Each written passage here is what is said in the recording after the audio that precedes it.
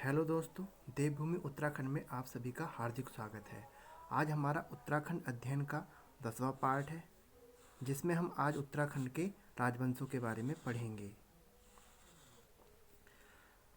उत्तराखंड का पहला राजनीतिक वंश कुड़िद वंश था। उत्तराखंड का पहला राजनीतिक वंश, ठीक है। तो यहाँ पे पहला जो राजनीतिक वंश है, ये पहला राजनीतिक वंश, ये इम्पोर्टेंट है। और ये कौन सा था? कुड़िद वंश था। दोस्तों, जब मानव ने विकास किया तो देश में ना कोई महाराजा था ना राजा था, ठीक है। छोटे छोटे गांव हुआ करते थे, और वही छोटे छोटे गांव धीरे धीरे जब जनसंख्या बढ़ी तो वह बड़े होते गए। और जब वो बड़े होते गए तो एक शक्ति की ज़रूरत पड़ी, तो उस शक्ति के रूप में कुड़िद वंश सामने आया। अगर हम यहीं पर ऐतिहासिक वंश की बात करें, ऐतिहासिक वंश की बात करें तो कत्यूरी वंश है। वो आपका लगभग हर्षवर्धन के बाद भारत में आया था, मतलब उत्तराखंड में आया था, ठीक है। हर्षवर्धन के बाद मतलब क्या हुआ, 600 ईस्वी के बाद आया था।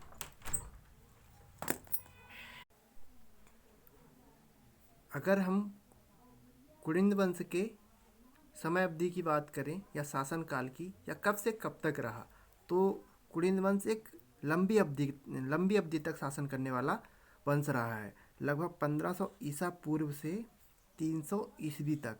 ईस्वी यहाँ पर, ठीक है। मतलब गुप्त, जो हमारा गुप्त साम्राज्य था वो प्रारंभ हो चुका था केंद्र में। साहित्यिक स्रोत एवं पुरातात्विक स्रोत के आधार पर कुड़िद वंश को 3 खंडों में विभाजित किया जा सकता है। तो हमने 3 खंडों में विभाजित किया। पहले को कहा हमने प्राचीन कुड़िद वंश, जिसका शासनकाल 1500 से 900 ईसा पूर्व तक था। 1500 ईसा पूर्व में हमारा ऋग्वैदिक काल प्रारंभ हुआ था। तो यह मान सकते हैं कि जब ऋग्वैदिक काल का प्रारंभ हुआ तो उसी दौरान कुड़िद वंश का भी प्रारंभ हुआ। फिर हमारा आता है मध्यवर्ती कुड़िद वंश, जिसका प्रारंभ 900 ईसा पूर्व से 200 ईसा पूर्व के बीच रहा, ठीक है। और जो तीसरा है वो है उत्तरवर्ती कुड़िद।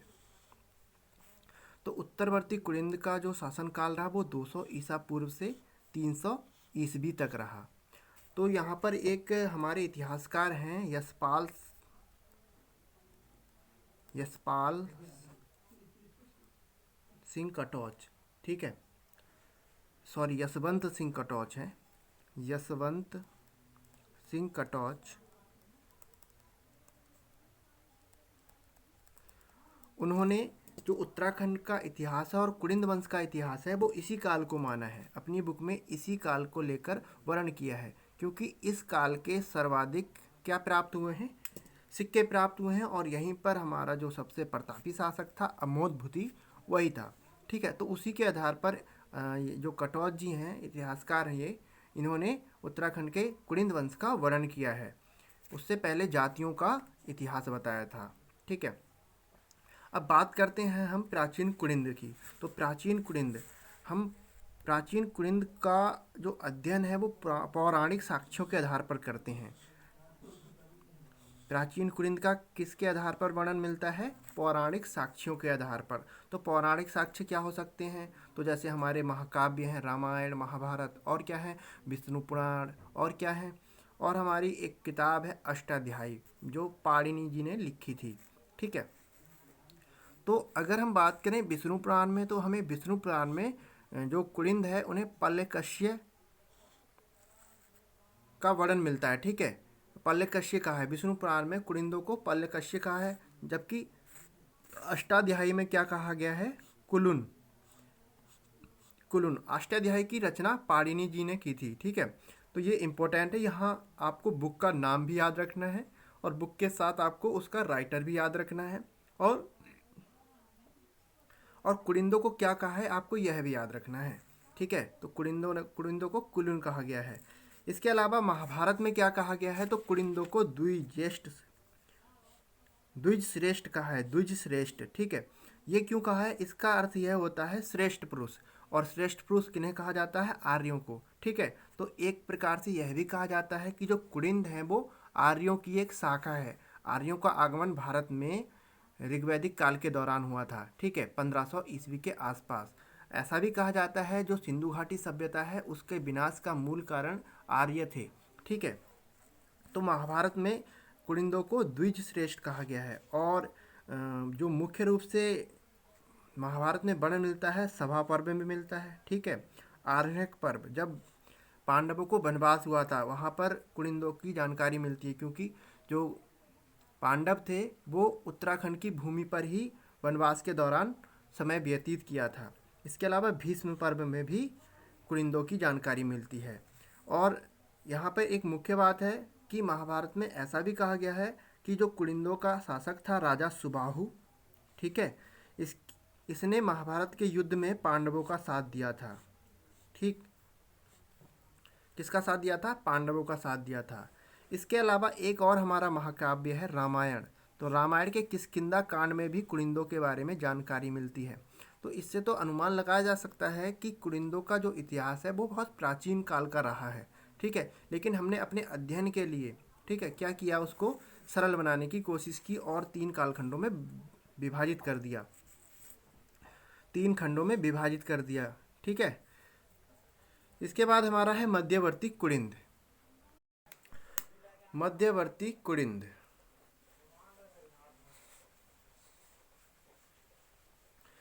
मध्यवर्ती कुलिंद के बारे में हमें जानकारी पुरातात्विक साक्ष्यों और पौराणिक साक्ष्यों से मिलती है। इनके अनुसार कुलिंदों की, ठीक है, पौराणिक जो हमारे महाकाव्य हैं उनके अनुसार कुलिंदों की जो प्रथम राजधानी थी वो कहाँ थी? कालकूट थी। और कुलिंदों की जो सर्वाधिक जानकारी मिलती है वो हमारे अर्थशास्त्र से मिलती है। अर्थशास्त्र की रचना चाणक्य ने की थी। चाणक्य चंद्रगुप्त मौर्य के सहयोगी थे या मंत्री थे, प्रधानमंत्री बोल सकते हैं। ठीक है, इनके अनुसार प्रारंभिक जो कुलिंद थे वो मौर्यों के अधीन थे। ये इम्पोर्टेंट लाइन है। ठीक है, यहाँ से अक्सर प्रश्न आया हुआ है। कहाँ से? प्रारंभिक कुलिंद मौर्यों के अधीन थे। और उसके बाद मौर्य, चंद्रगुप्त मौर्य के पुत्र कौन थे? बिंदुसार, और बिंदुसार के पुत्र अशोक। मतलब चंद्रगुप्त मौर्य का जो नाती था, ठीक है, सम्राट अशोक, उसने देहरादून में कालसी शिलालेख या अभिलेख, ठीक है, लगवाया था जिसमें बौद्ध के उपदेश लिखे थे। ठीक है, उपदेश में भी क्या लिखा था? चिकित्सा से संबंधित, मतलब सभी के लिए चिकित्सा की व्यवस्था की गई थी। तो कालसी शिलालेख कब स्थापित किया गया था? 275 ईसा पूर्व। कहाँ पर? देहरादून में। ठीक है, इंपॉर्टेंट फैक्ट है, बहुत बार आया हुआ प्रश्न है कि कालसी शिलालेख कहाँ स्थित है? देहरादून में। कालसी शिलालेख को किसने बनवाया? तो सम्राट अशोक ने। ठीक है, और इसके अलावा एक बौद्ध साहित्य भी है। बौद्ध साहित्य में भी मध्यवर्ती कुलिंदों का उल्लेख मिलता है। बौद्ध साहित्य में मध्यवर्ती कुलिंदों को क्या कहा गया, मतलब किस बुक में मिलता है? महामयूरी एक ग्रंथ है। ठीक है, महामयूरी, तो इसमें मिलता है बौद्ध साहित्य में। और इसके अलावा अन्य ज़्यादा जानकारी नहीं मिलती। इसके बाद हम आ जाते हैं उत्तरवर्ती कुलिंद शासक। तो उत्तरवर्ती कुलिंद ये सबसे महत्वपूर्ण पार्ट है। वास्तविक इतिहास कुलिंदों का यहीं से शुरू होता है। यशवंत सिंह कटौच एक राइटर हैं, इतिहासकार हैं। ठीक है, उन्होंने अपनी बुक में बेसिकली इन्हीं के शासन का उल्लेख किया है। इनका शासन 200 ईसा पूर्व से 300 ईस्वी तक था। ठीक है, और यहीं पर जो कुलिंद वंश का सबसे प्रतापी शासक था अमोघभूति, उसी का वर्णन मिलता है। अब देखिए वास्तव में क्या हुआ है। कुलिंद वंशों के जो कुलिंद वंश है उसके कोई वास्तविक उल्लेख नहीं मिला है। ठीक है, कोई लिखित किताब नहीं मिली है, केवल कुछ साक्ष्य हैं और कुछ नाम हैं, जैसे पौराणिक ग्रंथ हैं उनमें कुलिंदों का बस नाम आया है। ठीक है, उसमें बस कुलिंदों का नाम आया है। इसलिए क्या कहा गया है कि जो इसका इतिहास है, कुलिंद वंश का जो इतिहास है वो क्रमबद्ध नहीं है। ठीक है, लिपिबद्ध तो है लेकिन क्रमबद्ध नहीं है, मतलब कंटिन्यू नहीं है, थोड़ा इधर उधर बिगड़ा हुआ है। ठीक हो गया। तो वास्तविक कुड़िंदो जो उत्तरवर्ती कुड़िंद है, इनका साहित्य साहित्यिक स्रोत मतलब कुछ किताबें हैं। ठीक है। साहित्यिक और पौराणिक में हम स्कंद पुराण और महाकाव्यों के बारे में पढ़ते हैं। साहित्यिक में साहित्य की जो कुछ किताबें होती हैं, जैसे हमारा अ, अष्टाध्यायी हो गया। ठीक है। पाणिनि की जो रचना है वो साहित्यिक स्रोत में आएगा। ठीक है। इसके अलावा पुरातात्विक स्रोत, तो पुरातात्विक स्रोत में कुछ अभिलेख हैं और कुछ है मुद्राएं। तो अगर हम अभिलेख की बात करें तो अभिलेख हमें 5 अभिलेख मिले हैं। ठीक है। टोटल 5 अभिलेख मिले हैं। 4 भरूच से मिले हैं। भरूच कहाँ पर है? मध्य प्रदेश में है। ठीक है। भरूच एक शिलालेख भी है जिसकी स्थापना किसने की थी? पुष्यमित्र शुंग ने की थी। मौर्य वंश के बाद शुंग वंश की स्थापना की गई थी हमारे भारत में, तो उसी ने भरूच में एक भरूच स्तंभ की स्थापना की थी। अगर हम बात करें उत्तरवर्ती कुलिंद की, तो यहाँ से हमें 5 अभिलेख मिले, एक भरूच से और एक मथुरा से। इसके अलावा एक शुंगकालीन मुद्रा भी मिली। ठीक है। शुंगकालीन मुद्रा भी मिली जिसमें कुलिंद वंश का उल्लेख किया गया। उस मुद्रा का नाम है अंबाड़ी। और सबसे जो इम्पोर्टेंट है उत्तरवर्ती कुलिंद का, वो है पुरातात्विक साक्ष्य सिक्के। सिक्के अर्थात मुद्रा, पैसा। तो ऐसा माना जाता है कि वह राजा सबसे शक्तिशाली होता है जो सर्वाधिक मुद्राओं का निर्माण करवाता है। मतलब आर्थिक स्थिति को दिखाती हैं मुद्राएं। ठीक है। मतलब धन हुआ ना, मुद्रा क्या हुआ? धन। और धन क्या दिखाती है? आर्थिक स्थिति को। ठीक है। तो जो अमोघबुति नाम का एक राजा था, उसने सर्वाधिक सिक्के बनवाए अपने शासनकाल में। और कैसे सिक्के बनवाए? तो यहाँ पर सबसे इम्पोर्टेंट है रजत प्रकार की। रजत मतलब चांदी की मुद्राएं बनवाई और तांबे की मुद्राएं बनवाई। तो रजत अपने आप में बहुत बड़ा मतलब काफ़ी धनवान वाला पॉइंट है। ठीक है। इसलिए हम जो मुद्राएं पढ़ते हैं 3 भागों में बांट कर पढ़ते हैं।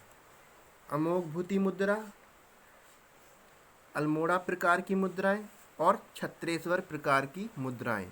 ठीक है।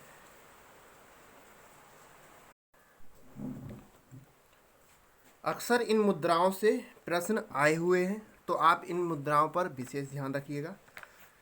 उत्तरवर्ती कुलीन शासक जो हैं, उनकी जो प्रमुख पुरातात्विक साक्ष्य हैं वो मुद्रे हैं, और मुद्राओं के आधार पर ही यहाँ पर इनका इतिहास लिखा गया है। एक प्रकार से ऐसा भी माना जा सकता है।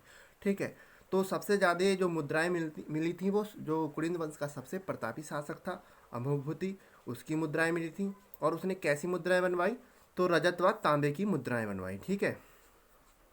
और इसे एकमात्र यही राजा था जिसने रजत की मुद्राएं बनवाई, इसलिए इसके शासनकाल को सबसे प्रतापी शासनकाल कहा गया है। ठीक है।